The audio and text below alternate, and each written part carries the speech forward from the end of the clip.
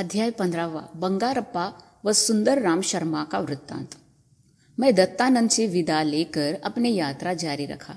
रास्ते में मुझे प्यास लगी तो बाजू में एक कुआं देखा और वहां गया। पानी ऊपर खींचने के लिए वहां रस्सी बांधा हुआ बाल्टी भी थी। मैंने कुएं में झांक कर देखा। एक अजीब दृश्य। कुएं के दीवार में से एक पेड़ उगा हुआ था। उस पेड़ की शाखाओं से एक व्यक्ति उल्टा लटका हुआ था। वो अजनबी मुझे अपने नाम लेकर बुलाया। मैंने आश्चर्य से पूछा कि वे मेरा नाम कैसे जानते हैं। उन्होंने कहा कि उन्हें सिर्फ मेरा नाम ही नहीं बल्कि ये भी पता है कि मैं श्रीपाद को देखने कुरवपुर जा रहा हूँ। वे मुझसे मिलने की प्रतीक्षा कर रहे थे। मैं ये सोच रहा था कि उन्हें कुएं में से ऊपर कैसे निकाल दिया जाए। बाल्टी की रस्सी तो बहुत पतली थी।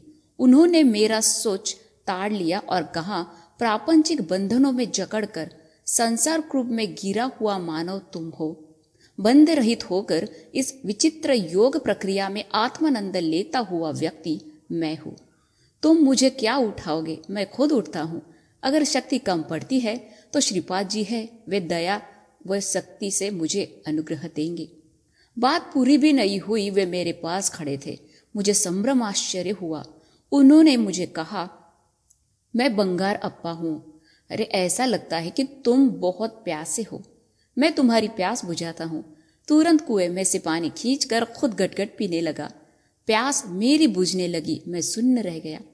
हम दोनों मिलकर आगे बढ़े। वे अपने बारे में कहने लगे, मैं स्वर्णकार परिवार का हूँ। मैंने मंत्र तंत्रों में अच्छी निपुणता प्राप्त की। मंत्र तंत्र प्रयोगों से अनिष्ट व्यक्तियों पर जादू टोना करके मारने का काबिल हो गया।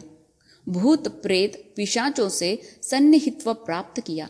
शमशान में विविध तरह के कार्यकलाप करता था। मेरा नाम सुनते ही लोग डर के मारे कांपने लगते थे। मैं जहां भी जाऊं लोग मुझे बहुत धन देते थे, क्योंकि वे डरते थे कि मैं कहीं भूत प्रेतों का प्रयोग करके उन्हें नुकसान ना पहुंचाऊं। जो भी धन मुझे मिलता था उसमें से ज्यादा भाग भूत प्रेतों को जो मेरे आश्रम में थे बलि चढ़ाने में खर्च होता था। यदि समय समय पर उन्हें बलि नहीं चढ़ाए तो वे भूत मुझे तीव्र हानि पहुंचा सकते थे। मेरे मुख से साधारण मानव का प्रसन्नत्व लक्षण लुप्त हो चुका था।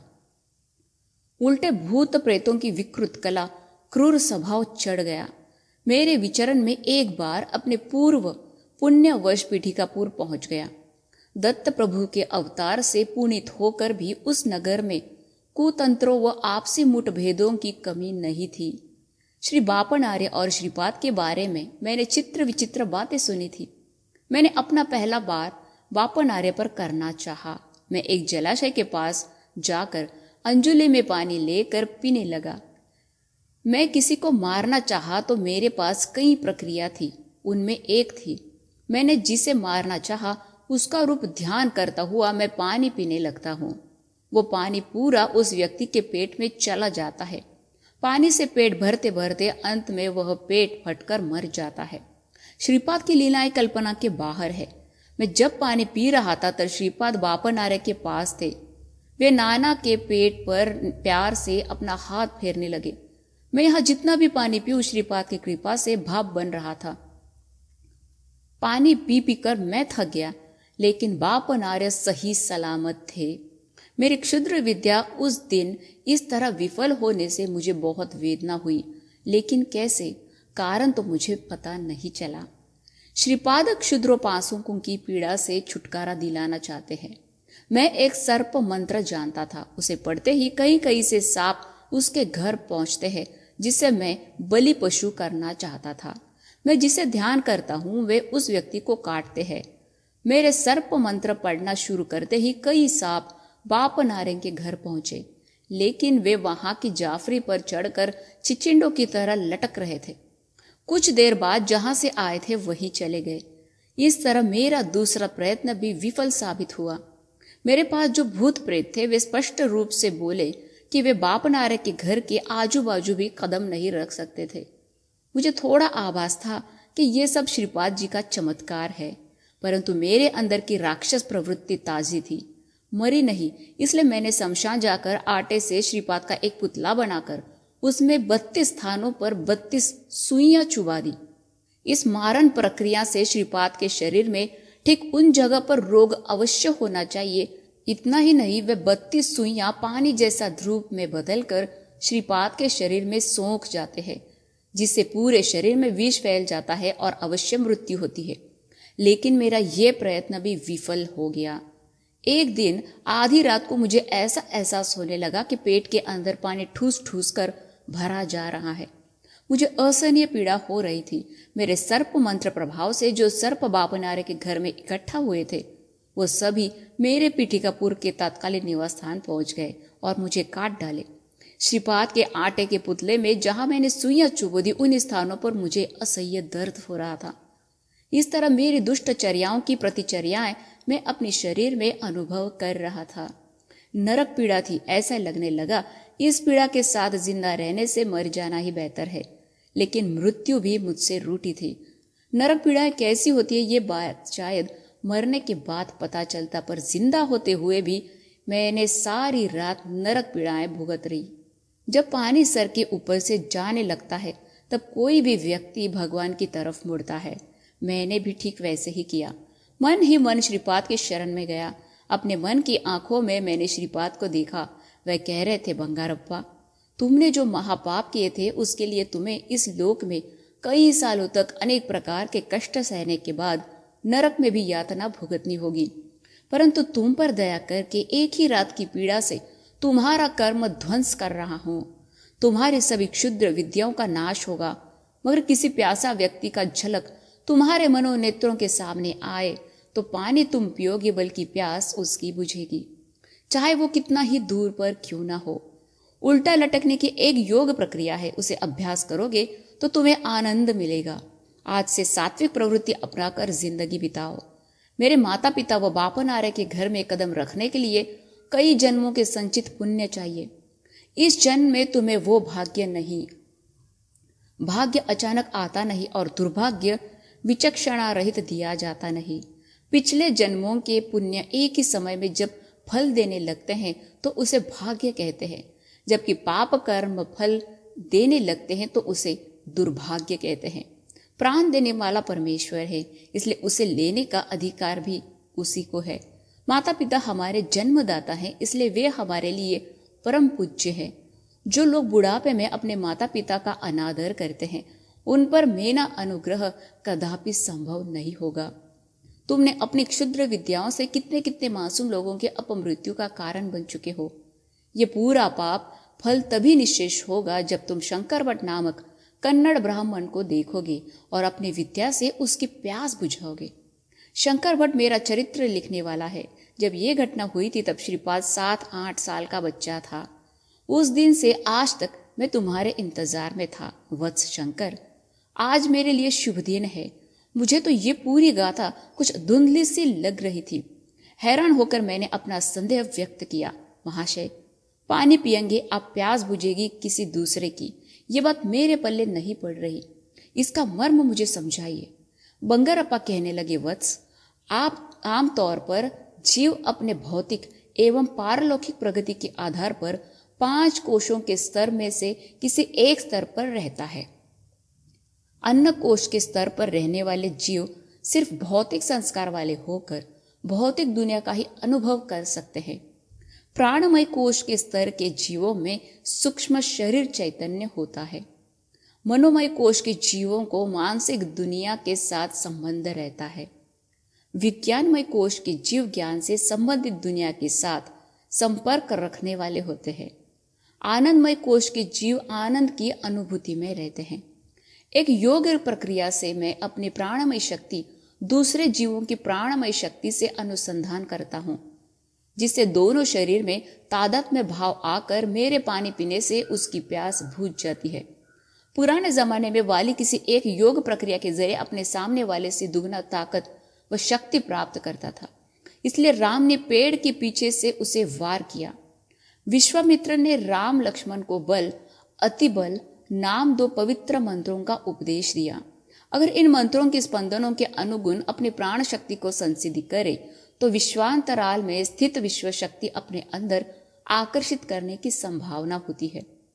मगर विश्व शक्ति अंदर प्रवेश करने के समय पर बहुत ज्यादा पीड़ा होती है। कभी कभी उस शक्ति को अंदर रोक नहीं पाने की वजह से व्यक्ति मर भी सकता है। मानव शरीर में 12 परिशुद्धता क्रम है। श्री राम का शरीर 12वीं दशा का था। दत्त का शरीर 12वीं दशा से भी अतीत है। इसलिए ही दत्तावतार श्रीपाद में अनंत शक्ति, अनंत ज्ञान व अनंत व्यापकत्व सहज रूप से ही उपस्थित है। तब मैंने पूछा, महाशय, आम धारणा है कि गौतम महर्षि के शाप से अहल्या शिला बन गई, पर श्रीराम के चरण धूलि से शाप विमोचन हो गया। वो सच में शिला हो गई है क्या, या इसमें कुछ निगूढ़ अर्थ है? गंगारप्पा ने जवाब दिया, तुमने अच्छा सवाल पूछा। अहल्या के छाया रूप से ही इंद्र का संबंध था। यह बात ना समझकर क्रोधावेश में गौतम ने अहल्या को शिला होने का शाप दिया। तब अहल्या ने कहा, हे मुनि, पागल जैसा तुमने क्या किया? तुरंत मुनि सुध-बुध खोकर पागल हो गया। कई पुण्य क्षेत्रों का दर्शन करते करते शिव अनुग्रह से फिर से स्वस्थ हो गया।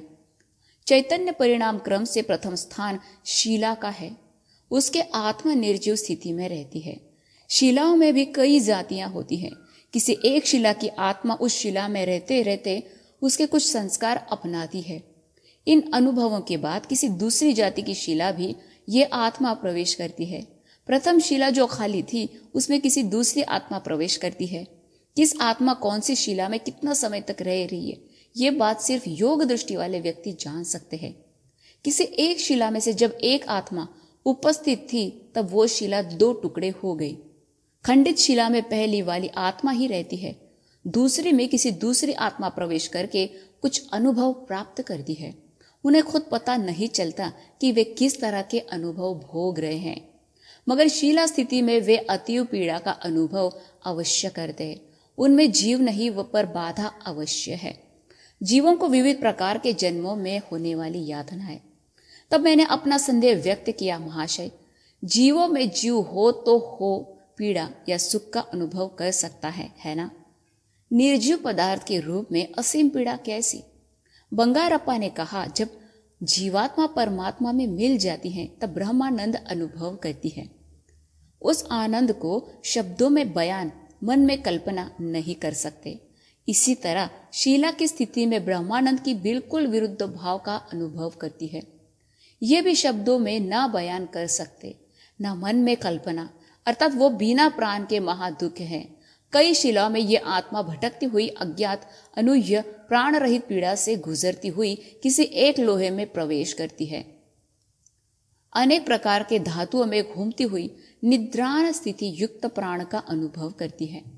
मान लो कि किसी एक लोहे पर हानिकारक विष पदार्थ डाल दिया गया तो उसके अंदर का प्राण निद्राण स्थिति में ही पीड़ा का अनुभव करके किसी दूसरे लोहे में चली जाती है। लोह जाति में से आत्मा परिणाम क्रम में वृक्ष में प्रवेश करती है।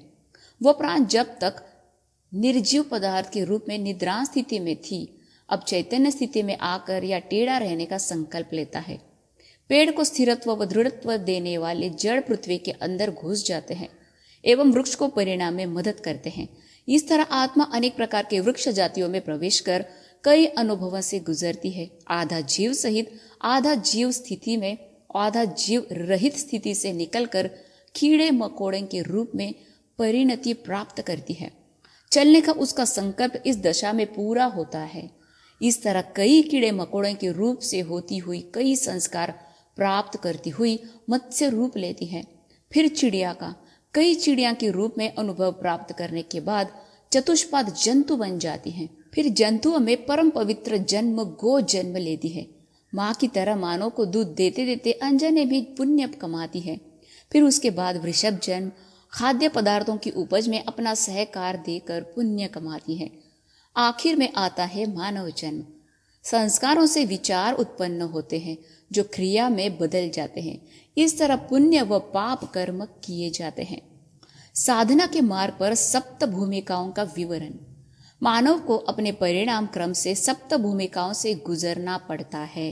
पहली भूमिका में स्थूल देह व स्थूल देह के इंद्रिय एक काल में उपयोग किए जाते हैं। दूसरी भूमिका में स्थूल शरीर के इंद्रियों से सूक्ष्म जगत का अनुभव प्राप्त करता है और छोटी छोटी महिमा करने की क्षमता रखता है। तीसरी भूमिका में सूक्ष्म शरीर से दूर दूर प्रदेश जाने की क्षमता रखता है। तीसरी व चौथी भूमिकाओं के बीच में वशीकरण केंद्र है।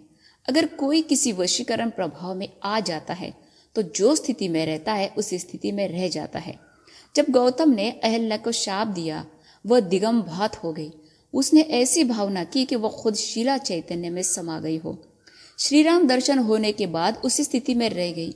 अहिल्या शरीर शीला नहीं हुई बल्कि उसका मन ने शीला स्थिति प्राप्त की, अर्थात वो तीसरी व चौथी भूमिकाओं के बीच के वशीकरण केंद्र में रह गई। श्री राम की पाद धूलि लगते ही उसका मनोपुष्प विकसित होने लगा। वो फिर से अपनी पूर्व स्थिति में आ गई। चौथी भूमिका में पहुंच गई आत्मा को अत्यंत विस्तारक योग शक्तियां प्राप्त होती है।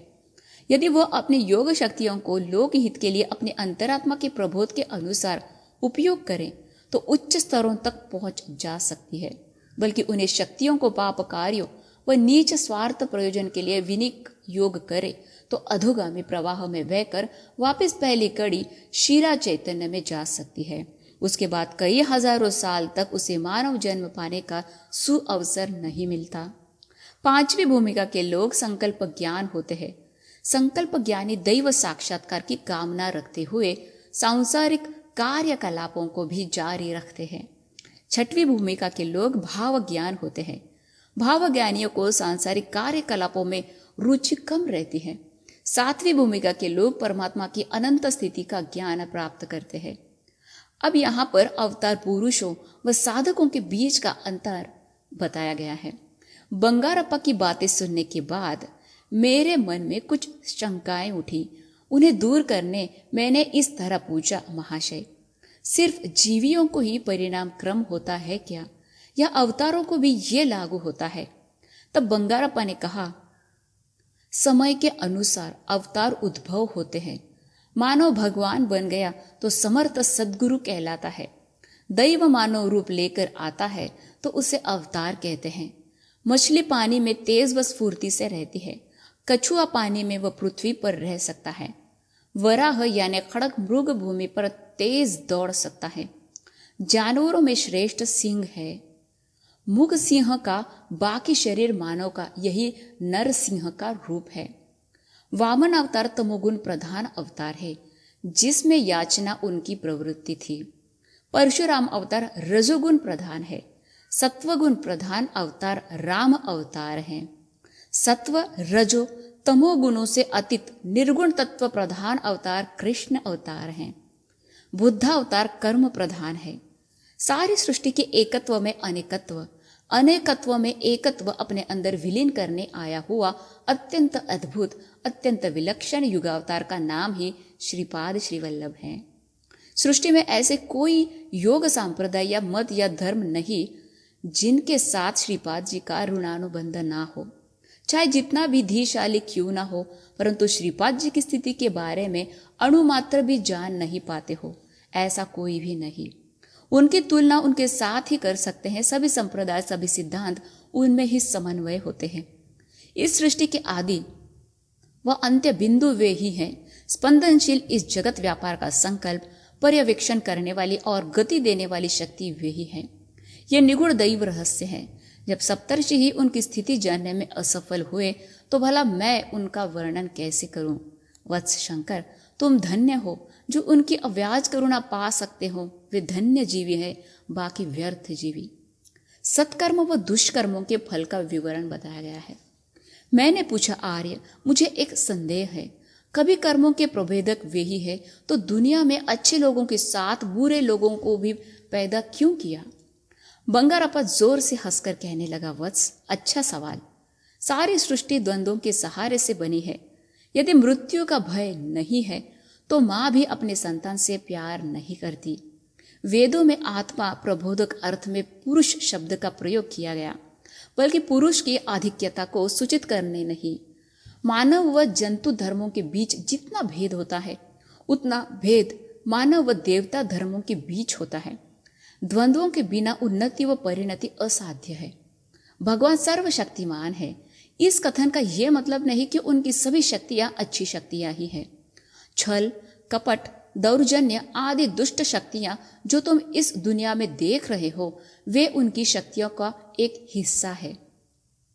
दुख है इसलिए हम सुख चाहते हैं। दुख के ज्ञान के बिना सुख का अनुभव महसूस नहीं कर सकते।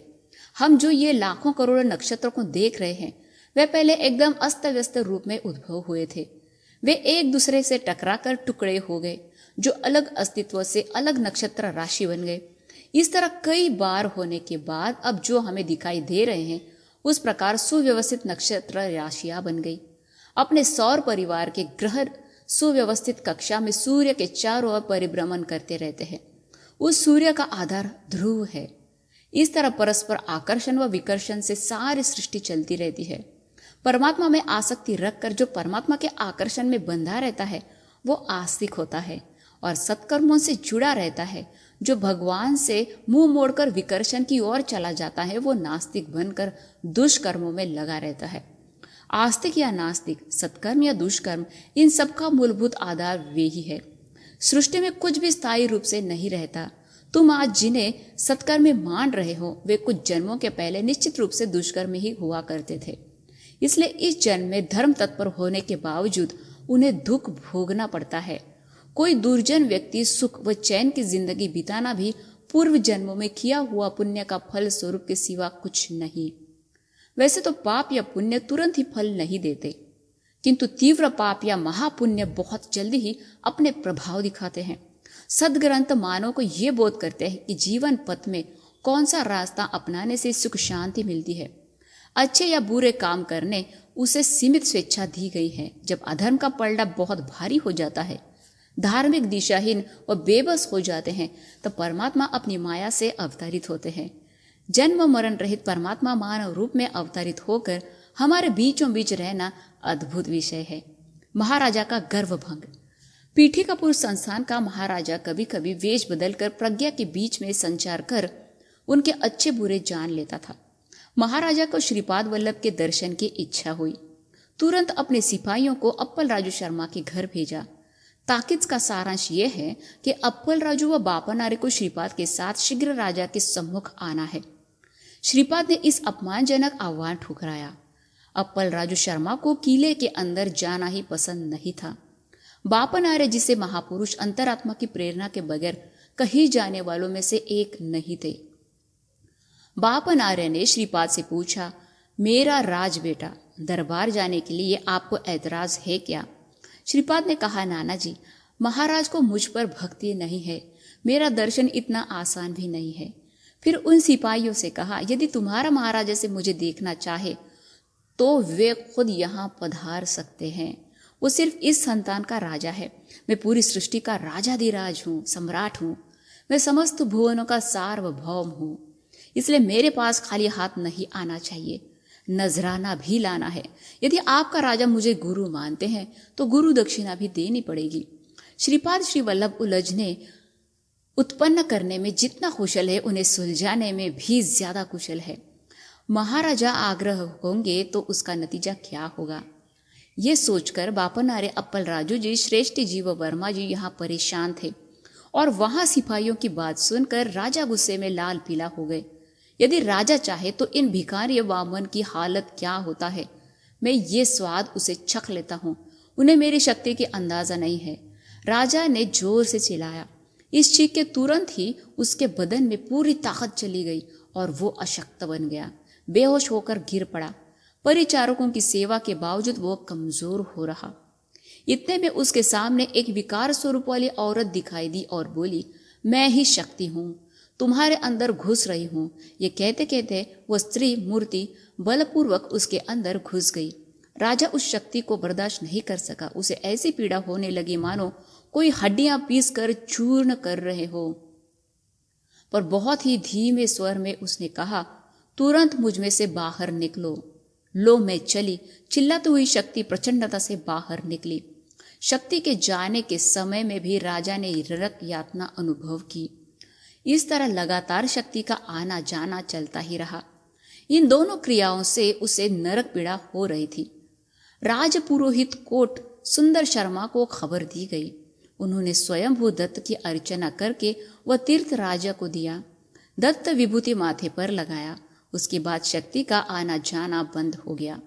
शर्मा जी ने कहा, महाराज, देखा है हमारी अर्चना की महिमा, कितना शीघ्र आप स्वस्थ हो गए। आपने श्रीपाद का दर्शन करना चाहा, क्या बकवास है। उनके घर में कालाग्निशमन दत्त मूर्ति है। उस पूजा की महिमा से अप्पल राजू को शायद कुछ छोटी मोटी शक्तियां सिद्ध हुई है। बापा नरे ने अपने मंत्रानुष्ठान से कुछ शक्तियां प्राप्त की। श्रेष्ठी के बारे में कहने लायक कुछ भी नहीं है। वो जात से वैश्य है।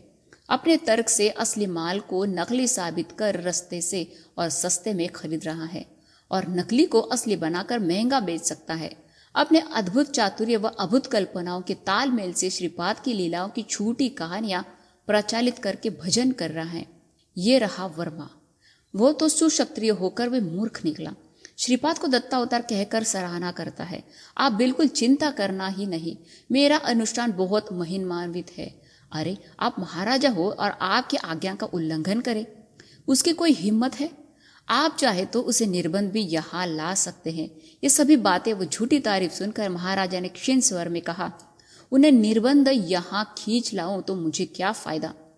ऊपर से मेरी बदनामी होगी। मुझे ऐसा लगता है कि श्रीपाद के पास क्षुद्र शक्तियां हैं।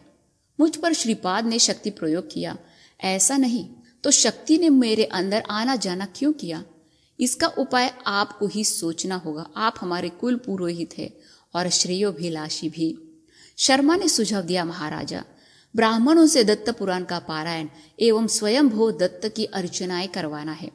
ब्राह्मणों को भोजन करवाना है, भारी दक्षिणाएं भेंट आदि देनी है, अष्टादश वर्ण वालों को अन्नदान करना है।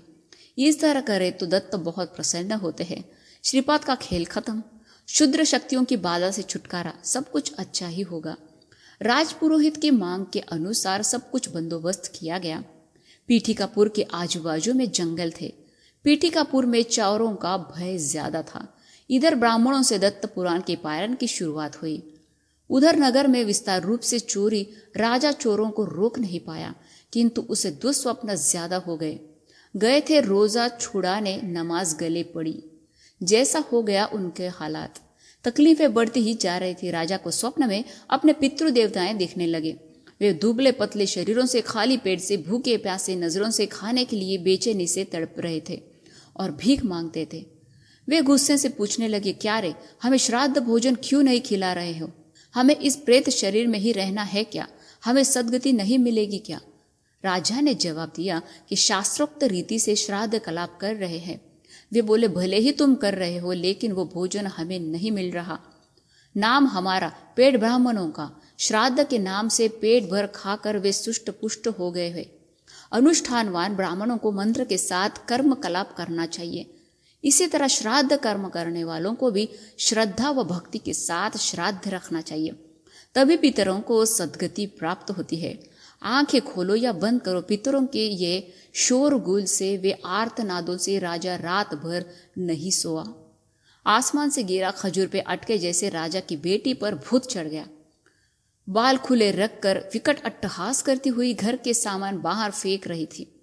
खाने के लिए बैठा तो खाने के कृमि कीटक दिखने लगे। अचानक कपड़ों को आग लग जाती है। अन्नदान प्रदेश में जाकर देखा तो राजा को दीनहीन क्षीण शरीरों से, प्रेत कला से अपने वंश के सभी पूर्वज पुरुष व स्त्रियां दृष्टिगोचर होने लगे। राजा की स्थिति जीभ जली पर स्वाद नहीं आई जैसी थी।